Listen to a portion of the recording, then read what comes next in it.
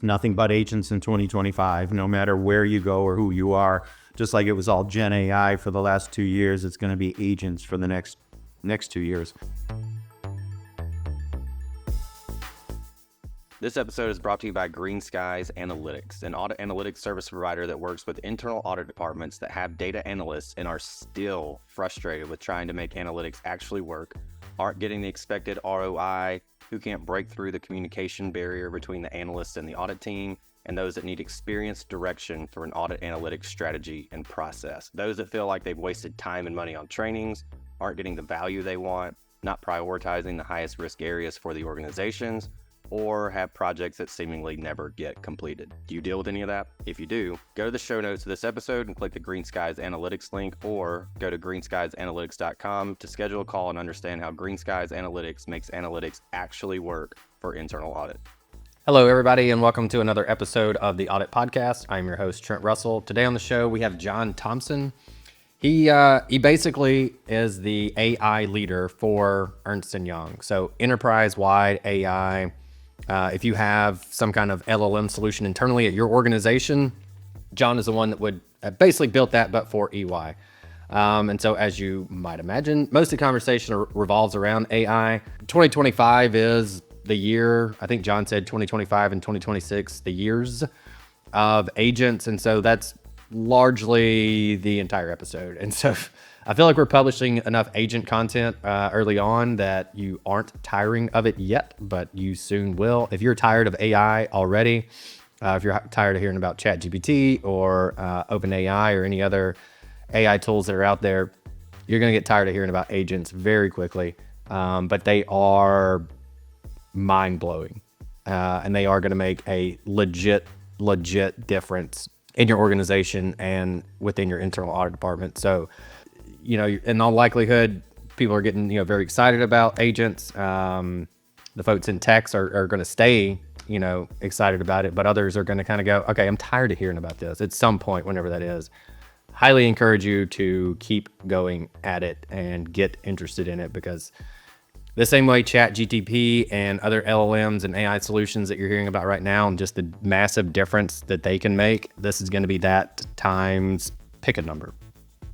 All right, with that said, here we go. So especially given your position, I am extremely curious, any novel uses or creative uses, go-to uses, something like that the audience might be able to leverage relative to how you've used ChatGPT, Llama, Claude. The list seems like it's getting longer every time I ask this question now. But it is getting longer. There's no doubt. Anything LLM based, rather, that you've been doing lately that you'd want to share. One thing that I like to use any of the LLMs for, we've had our hands on all of the ones you listed and more, is I always like to double check new cities I'm going to, or cities that I'm visiting or revisiting, like London and others. I always ask ChatGPT or Llama or whichever model, Mistral, whichever one I've got my hands on, to write me an itinerary for the time that I'm going to be in town. And it always comes up with interesting restaurants and bars and things like that. Not that I'm going to, use that itinerary, but it's generally pretty good for saying, oh, hey, have you heard about this Lebanese restaurant? Or have you gone to this Greek restaurant? Or, this new cocktail bar has popped up. So I use it as making sure that I understand the latest and greatest things in all the cities that I'm going to around the world. I like the itinerary one. And what I'm thinking about adding to mine, now that you said that, is I like reading historical fiction. Mm-hmm. And so to even say, I feel like the Da Vinci Code or something is what tops the, most historical fiction. Like that one's pretty high up there to go, hey, I'm going to Florence or wherever. I read this book, give me an itinerary that I would. So it like aligns because I remember we went on this like Mediterranean cruise after a point, and someone told me to read Inferno. So one of the other ones that he wrote. And so I read it on the cruise. And so as we're like cruising, I was like, oh, I'm going to be in, Florence tomorrow. And so like, I want to go see this thing. But obviously like I didn't take very good notes. And so there's, I'm sure, a ton that I missed. So I kind of like that spin. I'm going to do that when we get done, just see what it comes up with. I had someone basically say this to me recently, and they said, "Hey, our CEO said go do AI." And so I know, like, John, I know like audit isn't your background necessarily, and so if you could think about it from the CAE perspective, great, but that's fine if not too. Like, we can just keep it at the executive level. Your CEO says, like, you're at a different company, they bring you in and go, John, go do AI. What do you do? Like, and as not detailed necessarily as you can get into, but as tactical, I think, so that the people listening can go, okay, this is kind of some set of a framework to follow here. It's kind of interesting that you say that, because that's basically what they did 2 years ago when I walked into EY. They said, hey, this Gen AI thing has exploded. What should we do? So, we went in and said, okay, we've got, we spent a lot of time with the InfoSec, risk management, data privacy, and legal teams, because we wanted to build something that would be useful for all 300,000 employees that could get their hands on it. So what we did is we got all those guidelines from all the governing functions, and then we built a tool that would allow people to engage with a large language model in a way that they couldn't make a mistake. They couldn't put in the wrong information. They couldn't use the information in a nefarious way. Well, if they tried really hard, they could. But generally what we wanted to do was give people an environment where they were safe. So what we found out was that we didn't lock into any one technology. We didn't lock into any one model. We wanted to be able to move with the models as they progressed over the last couple of years. So generally what you'd like to do is build an environment that's cost effective, that's easy to access, that allows your employees or clients or partners, whoever's doing it, to have a feeling of security that they can't make mistakes. That's what I would tell people to do. Got it. And when you said put in the wrong info, is that where you go like PII and that kind of more sensitive, confidential? Is that what you mean by wrong? Yeah, in our world, in EY's world, our information is classified as C1 data. That's anything you can find on the internet. C2 and C3, increasing levels of privacy and security, and C4, which is PII, PHI, confidential financial information and things like that. So what I said to the teams was, we want to be able to put in C1 through C4 and be safe. So that's the way I think about it, is that, hey, anybody can put stuff in from the internet. That's, that's fair game for anybody. Yeah. But as you move up to those other levels, you want to make sure that your employees are, in a safe space. Would you say that's maybe the number one reason for a lower than expected adoption rate, is kind of this fear of, well, even though my company built this thing, I'm terrified that if I put PII or something in there, that it's going to get loose and I'm going to get busted and get in a ton of trouble? It's a real concern. I mean, and that's part of the reason, that's one of the driving forces why we built what we built, because we didn't want that niggling doubt in the back of someone's mind. Hey, I'm getting close to C4 data. Should I not do this? And in our environment, it's like, go ahead, put anything in there you want. It's all safe. So yeah, I think that's a real concern for people. All right, so where are we headed? What's next? And to set that up a little more specifically, agents. Talk to us about agents. I feel like 2025 is going to be the year of the agent, with some of the announcements that came out recently, and then knowing what some people are expecting in 2025. To the extent, again, that you feel like for a bunch of auditors that are listening to this, what do you feel like they should know about agents? And even if you could just maybe demystify that a little bit. I know I've talked to some people and they go, it kind of looks just like an LLM. Salute, like, I don't really get the difference between the two. So I think any kind of demystification, solid examples, things like that, I think that would be helpful also. But what are they? What's coming down? What are you expecting? Yeah. Agents, you're going to hear agents, nothing but agents in 2025, no matter where you go or who you are. Just like it was all Gen AI for the last 2 years, it's going to be agents for the next 2 years. Agents are going to be a very impactful technology. You do hear from people that, hey, I can't differentiate between an LLM and an agent, and that's an issue. That's an issue for all of us. We need to help people understand the difference there. There will be large language models behind agents, but there'll be lots of other things behind agents as well. So really quick, I'll give you a fast taxonomy on what agents are. Simple agents are pretty much just like an LLM. You give them a prompt, they give you a response. It's pretty much prompt, response, prompt, response. The only difference really is that an agent can watch the environment. Maybe there's a filing coming up, or an audit requirement, or a policy, a filing requirement or a compliance need or something like that. An agent can watch that and say, hey, these things are happening, but we're not getting this step done, or it's not going to get done in time. And an agent can jump in the middle of it and proactively do things for you. That's a simple agent. Intelligent agents can do pretty much anything a person can do. They can buy a car, they can spend money, they can, they can bind you to a contract. Intelligent agents can do anything a person can do. And we're building those now. So we have simple agents, we have intelligent agents. We're recording this on December of 2024. So we have intelligent agents now. In the next 18 to 24 months, we're going to have something called polymorphic agents, which is a really weird word, but those are agents that build themselves. So you're going to be able to tell an agent, I want you to do this. And that agent will take the prompt and look across a marketplace of pre-built agents or building blocks and take those and assemble them into a new agent. Or if those don't exist in a marketplace, the polymorphic agent will build an agent for you. Okay. So it will start from scratch, or you could give it 1 or 2 steps, or you can do whatever you want, and it will go off and build it all. So in the next 2 years, that's what you're going to see transpire in the area of agents.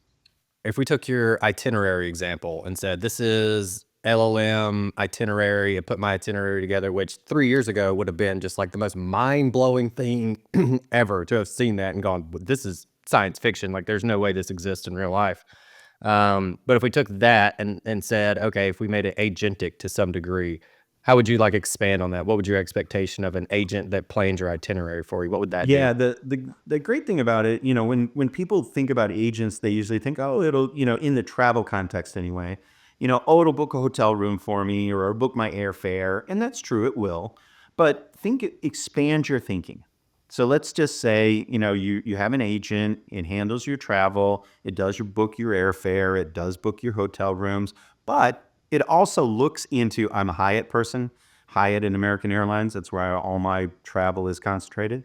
It'll look into my Hyatt account and say, hey, you've got suite upgrade certificates. Do you want to upgrade to a suite?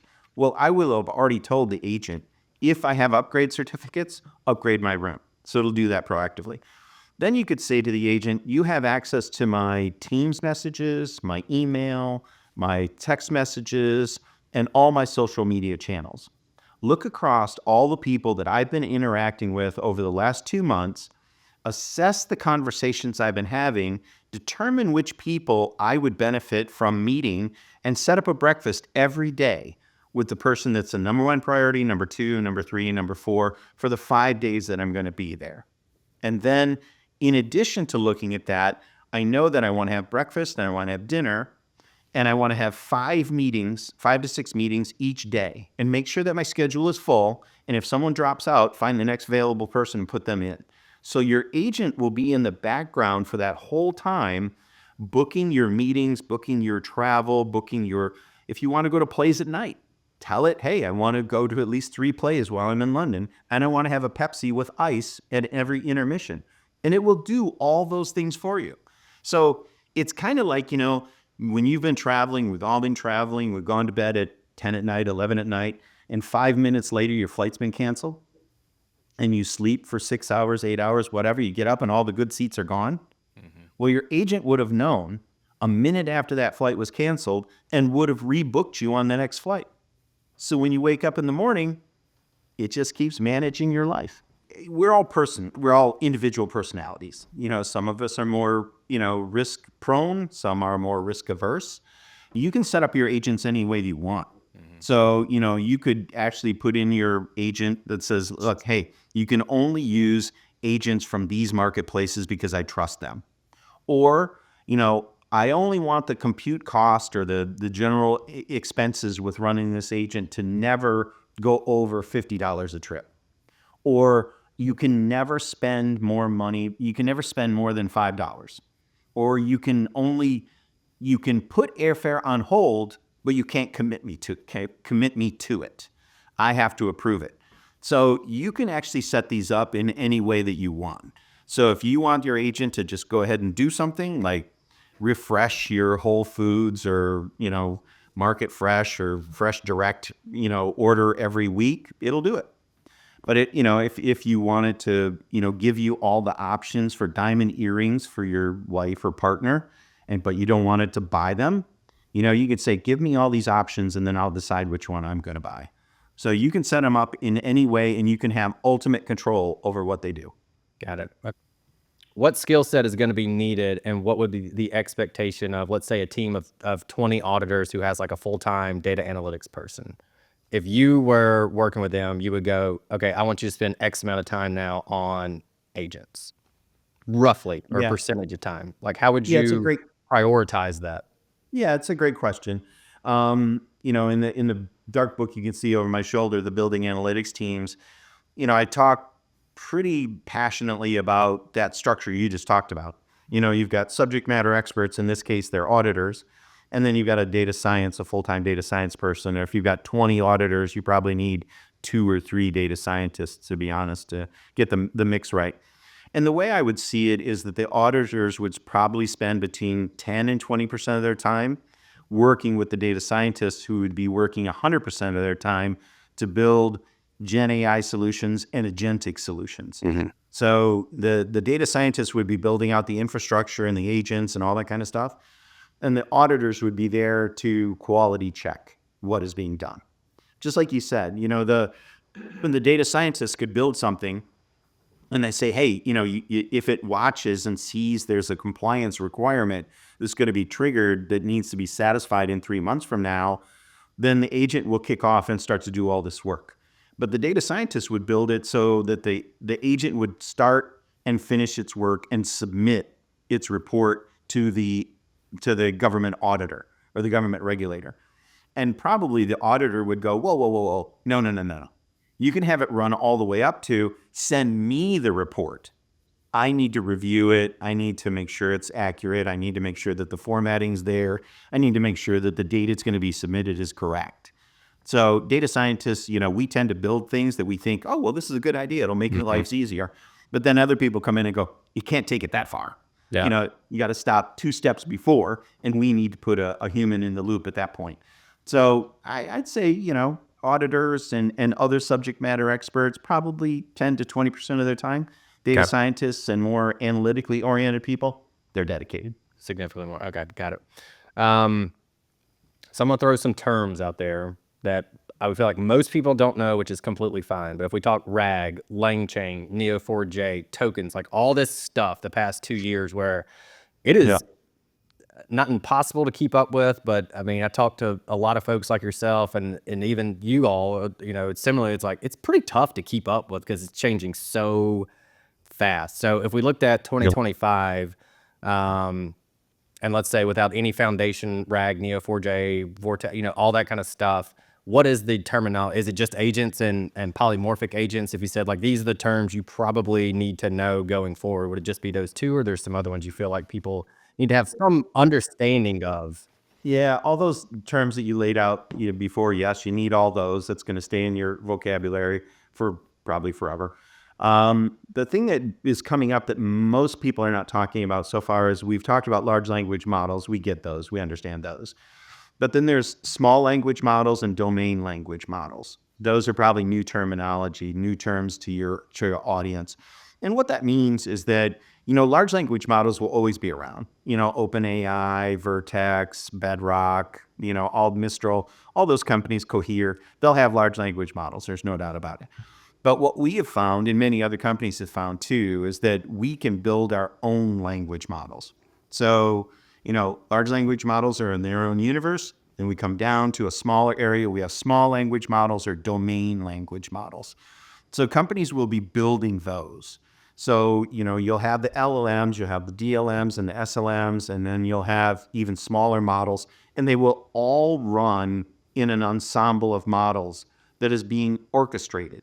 So another term that you're going to hear is the orchestration, orchestrator, those kind of things. So what we're building is we're building environments where people are putting in prompts, or agents are monitoring environments, or both. And those prompts and the information is taken to an orchestrator who then decomposes it into individual work items. And then the orchestrator sends it off to all the different models that are downstream. So you're going to have, large language models, domain language models, small language models, orchestrators, and ensembles of models. So those are probably the terms that you're going to hear most frequently as of. And then you did mention the book. I know you've written a handful of them. If you were to say, given what's going on in this day and age, if you recommended one of your books, what would that be to, let's call it chief audit executives or other executives? Yeah, I've written 4 books so far, and I'm writing a 5th one right now, which we'll talk about in a second. But of the 4 books that I've written so far, I would say for a chief auditing officer or a chief financial officer, the dark one over my shoulder, Building Analytics Teams, is the book to read. Because what that book does is it gives you, as we've been talking about, the vocabulary and the framework to have a conversation with someone who's on the technical side, either a head of data science or chief AI officer or chief data officer. That book gives you everything you need to know to sit down with them and have a productive conversation about how you're going to bring AI and analytics into your organization. Okay. Well, I feel like that set us up perfectly for a segue. Tell us about the new book, John. Sure. Thanks, Trent. Absolutely. So the new book is called, the working title anyway, it has been approved, it's called The Path to AGI. And AGI stands for Artificial General Intelligence. So if you listen to Elon Musk or Sam Altman or, their ilk, they say that AGI, Artificial General Intelligence, is here today. That's not true. It's not here today. And I have people ask me all the time, so is Terminator coming? When is Skynet going live? All these different kind of things. My answer is 2250. So we're somewhere about 8 generations away from having AGI. And people say, oh, that can't be true. They're saying it's here today and you're saying it's 8 generations away. It's probably a definitional issue. When I talk about artificial general intelligence, I'm talking about you and I are having a conversation and we're having a back and forth and we're changing topics and we're having epiphanies and we're having insights and a shared understanding. I want to have that same conversation with a computer. And I don't think we're anywhere near doing that. And, as you said that you made the Terminator reference, and I don't know how realistic that fear is for a lot of people. I'm sure, statistically, some people have to, probably have panic attacks daily with every new AI announcement going, yep, it's going to happen. It's going to happen. It's going to happen. And if this isn't your area of expertise, that's totally fine also. But I was just thinking, like, in terms of robotics, don't really hear a ton about, like, whatever they're doing in Boston is, you see the dog do some new things every, year or so, and you go, oh yeah, okay, that's cool. Is robotics something that's it's still maybe on the rise, or is it just even probably investment dollars are going, no, we're going the AI route? What? Yeah, they're inextricably linked together. Humanoid robots, tracked robots, all those different kind of things are an outlet for AI. So I generally work in the enterprise space with auditors and, supply chain people and pricing and marketing and sales and executives. We don't really think too much about robotics, but, when I do get out of my, enterprise space and look out into the consumer world, absolutely. AI is going to drive robotics, and robotics is huge. It certainly doesn't get all the headlines that AI is getting right now. But if you look at Boston Dynamics, many companies in China, different kind of robotics are really racing forward. So AI is going to be in those robotic environments and those humanoids and tracked and all the other kind of flying drones, all different things, undersea drones that we see too, flying drones and swimming drones and all that kind of stuff. So they're almost inextricably linked, as I said. Got it. And I know you've been on hundreds of podcasts, and I know there's certain podcasts that I listen to, and I think, man, I wish somebody would ask me that question, regardless of the topic even. It might even be philosophical or something, and even if I was on like another audit podcast, I go, man, I wish somebody would ask me this really philosophical question because I think I have a good answer for it. And it's a really tough question, I feel like, especially kind of on the spot to ask you. But is there a question you feel like, I wish somebody would answer me this question so I could speak to this thing, even though it's outside of, the AI and tech world? Yeah, generally, people, I tend to like to talk about the metaphysical or the existential and all those kind of things. So usually I would like people to ask me questions about ethical dilemmas. Where is this going to take us? Is this something that we really need to be concerned about? Is AI going to hurt or help society? I tend to think those conversations are kind of fun. Let's have that conversation then, because we have a few minutes left. What Sure. is your opinion on that right now?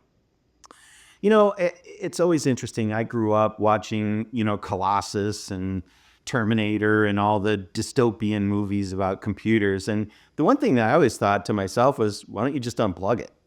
It's just a computer, just Yeah. go in the back and take the plug out.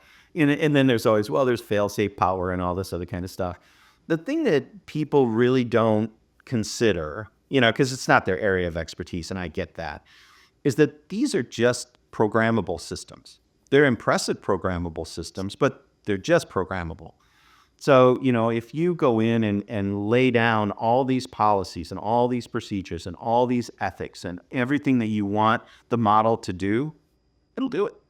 I mean, these models are not made in a way that they're supposed to go off the rails. They're not here to hurt us. Of course, you could program them to be nefarious. You could program them to do bad things, but you have to do that.